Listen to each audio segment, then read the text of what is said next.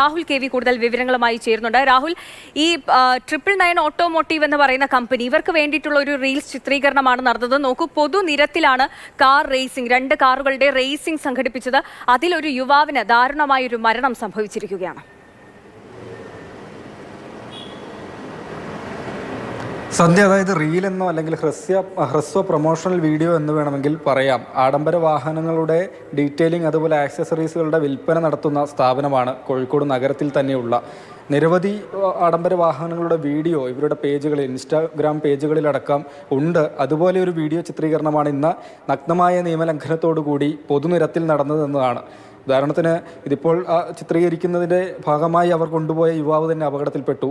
ആ സമയം പൊതുനിരത്തിൽ മറ്റു വാഹനങ്ങളൊക്കെ പോകുന്ന സ്ഥലമാണ്. അതിനുള്ളൊരു അപകട സാധ്യതയ്ക്ക് ഉള്ള സ്ഥലത്താണ് ഈ വിധത്തിലുള്ളൊരു ചിത്രീകരണം നടക്കുന്നത് എന്നതാണ്. ആഡംബര വാഹനങ്ങളുടെ ഡീറ്റെയിലിംഗ് ഷോറൂമാണ് ഞാൻ ഈ പറഞ്ഞതുപോലെ.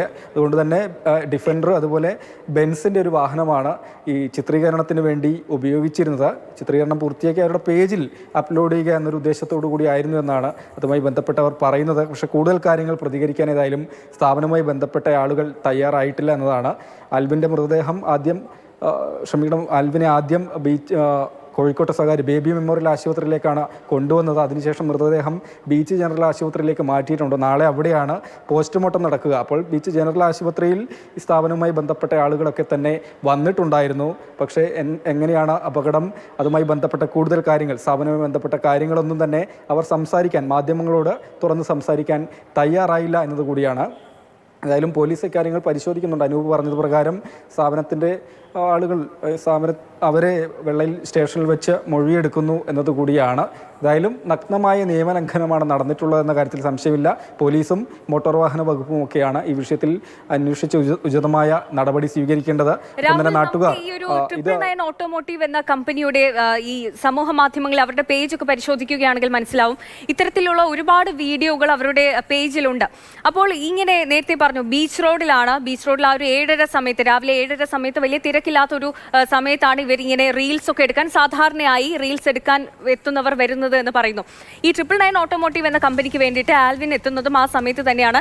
ആൽവിൻ റോഡിന്റെ നടുക്ക് നിന്നാണ് ഈ ഒരു വീഡിയോ ഷൂട്ട് ചെയ്യുന്നത്. അതും 2 കാറുകൾ, ഡിഫൻഡറും ബെൻസിന്റെയും കാറുകളാണ്. ഇവരുടെ റേസിംഗ് ചിത്രീകരണമായിരുന്നു. അതായത് ആൽവിന്റെ ജീവന് ഒരു സുരക്ഷയും കൽപ്പിക്കാത്ത രീതിയിലുള്ള ഒരു റീൽസ് ചിത്രീകരണമായിരുന്നു അവിടെ നടന്നത്, അല്ലേ?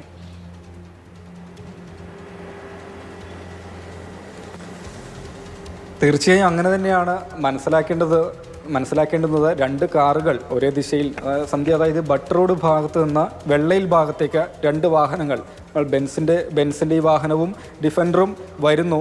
2 വാഹനങ്ങൾ ഇതുപോലെ ചേസ് ചെയ്ത് പോകുന്നത് ചിത്രീകരിച്ച് അങ്ങനെ സ്പൈസി ആയൊരു വീഡിയോ അപ്ലോഡ് ചെയ്യുക എന്നതായിരുന്നു ഉദ്ദേശം. അതിൻ്റെ ചിത്രീകരണമാണ് നടന്നത്.